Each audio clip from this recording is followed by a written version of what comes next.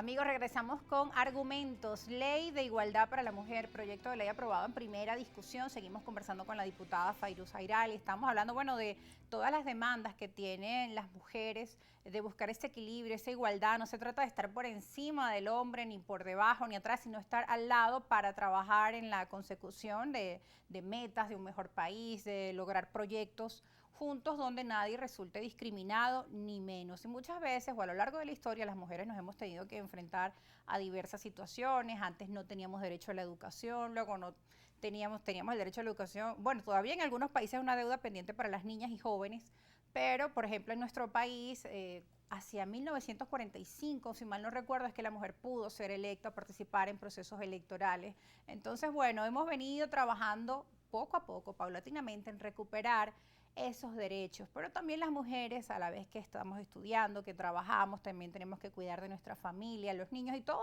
eso se ve reflejado dentro de este proyecto de ley, ¿no, Fay? Bueno, mira, somos multifacéticas. Estábamos comentando fuera del aire que Juego dominó. Por cierto, un gran saludo a los hermanos Marquina, campeones mundiales venezolanos que están ahí pendientes de ayudar a las mujeres, hasta en esos aspectos, hasta en lo deportivo. A nivel federado. Sí, a nivel federativo, por supuesto.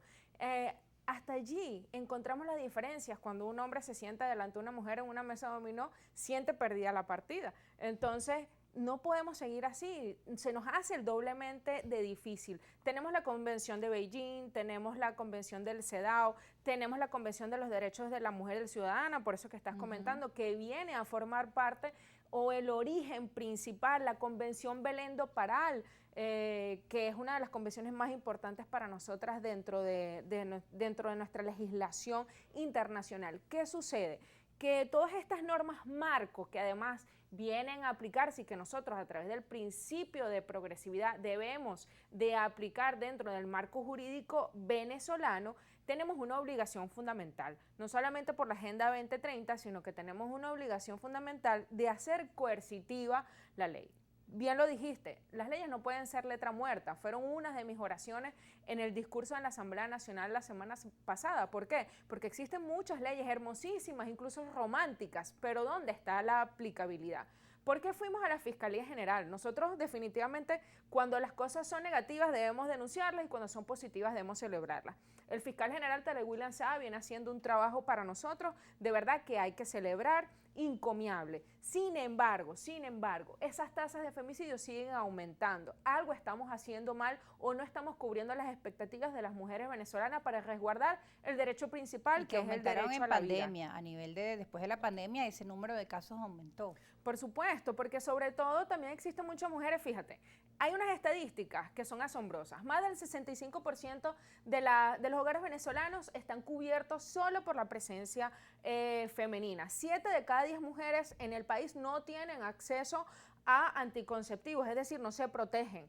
Más de 9 de 10 mujeres en el país no tienen acceso a que se puedan realizar exámenes, puedan ir a un médico y de forma gratuita revisarse todo esto de lo que son las enfermedades. Y no solamente es uno de los temas principales, que si bien es cierto, no forma parte quizás de la ley, sino de otros aspectos de salubridad pública, existe un 85.3% en donde la fecundidad está en Venezuela reflejada en adolescentes. No estamos protegiendo a nuestra población de mujeres jóvenes. ¿Esto qué produce? Esto produce definitivamente el rompimiento del núcleo familiar, que como lo dice nuestra Constitución, nuestro Código Civil, es la célula fundamental de la sociedad venezolana y por ende nosotros, desde nuestro partido y como mujeres que somos en igualdad de condiciones, estamos buscando esa paridad donde podamos decir y podamos proteger a las mujeres. ¿Qué es lo que estamos haciendo? ¿Cuáles son los desafíos de este año 2024 para las mujeres venezolanas? El tema económico es un tema que no puede pasar desapercibido. Una mujer que sale a la calle, que además por lo general es la que guía el hogar y por lo general queda abandonada por el hombre. Un adolescente de 15, 16 años, ¿cómo se puede enfrentar a un embarazo que además no cuenta con los recursos necesarios. Y ahí empieza abandonando sus estudios, lamentablemente luego vienen los problemas económicos financieros, ¿no? Así es. Entonces nosotros tenemos que entender como país, como región, que debemos de cubrir ciertos aspectos. A mí me interesa mucho, de verdad, la ley de igualdad de las mujeres, me parece muy interesante porque cubre muchísimos aspectos que en un programa no lo vamos a poder hacer todo. Sin embargo, te habla de la obligatoriedad que existe o, digamos, del exhorto que existe hacia el CNE de que aplique la cuota paritaria del 50-50% para los cargos de elección popular, que me parece indispensable, porque eso quiere decir que ya las direcciones nacionales de los partidos no podrán suplir a la mujer de forma arbitraria. Eso es una condición especial. Y debe estar ya para las próximas elecciones regionales. Ese tema...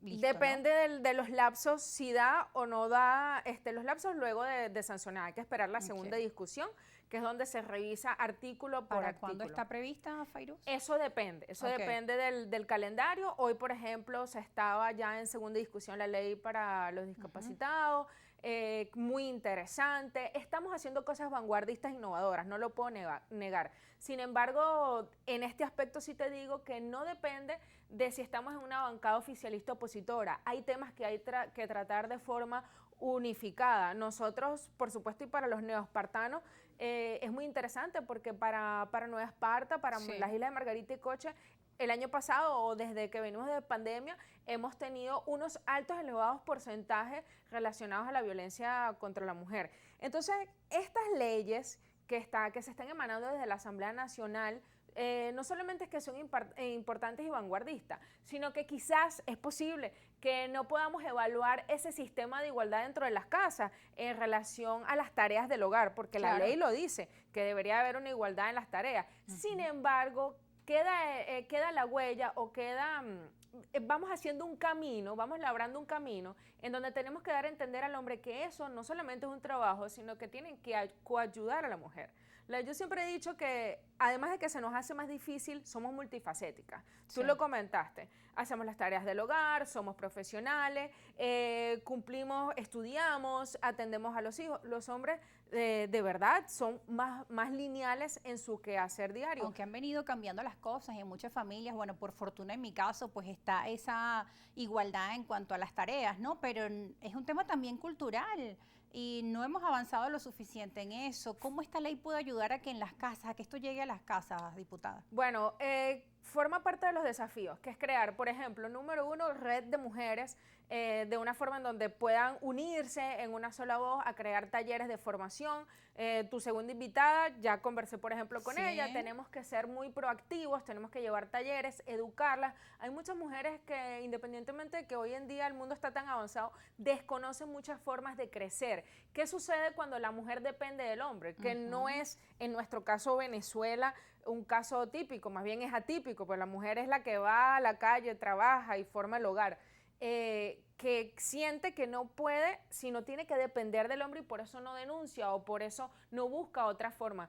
La pandemia nos enseñó en Venezuela que tenemos que el emprendimiento lo tenemos a la hora del día, en donde tú puedes desde otras formas, desde formación, desde oficio, crear un destino. Nosotros desde Acción Democrática este año lanzamos un plan piloto en Carabobo. Este viernes me dirijo a Mérida. El sábado 16 de marzo tenemos un gran acto nacional en Mérida donde vamos a agrupar a más de 150 mujeres, en donde le vamos a hablar no solamente de la perspectiva partidista, sino desde la perspectiva de la formación del ambiente en donde las mujeres podemos ir adelante. Una de las cosas, Rosa, que son muy interesantes y ya para finalizar, es que las mujeres cuando denuncian, además de todo el miedo y logran hacerlo, no tienen a dónde ir. Una de las cosas que debemos de seguir solicitando o exigir son esas casas de abrigo, de refugio, para que ese miedo no llene a las mujeres y ellas se puedan permitir denunciar y no vivir más en ese ciclo de violencia. Denuncian por temor a represalias, otras por la dependencia económica financiera que nos comentaba. Es un tema de múltiples aristas y esperamos que todos sean abordados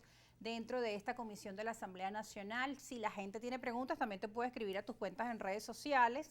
Por favor, para despedir. Fairuz Piso Araili es mi cuenta en Instagram y Fairuz HB mi cuenta de X. Así es. Twitter. Bueno, muchas gracias, diputada Fairuz, por acompañarnos. El tiempo vuela y son muchos los temas que seguiremos más adelante abordando en este espacio después de la segunda discusión para ver cómo va en detalle esta ley para la igualdad de la mujer. Y la diputada mencionaba un tema importante que es la educación. Y de ello también estaremos hablando al regreso de la pausa. Seguiremos hablando de los retos que tiene la mujer por delante, de la igualdad en distintos sectores, el tema económico, financiero, la ley también para el cuidado. Bueno, son muchos los elementos que vamos a seguir abordando en estas y otras ediciones de Argumentos. Ya volvemos.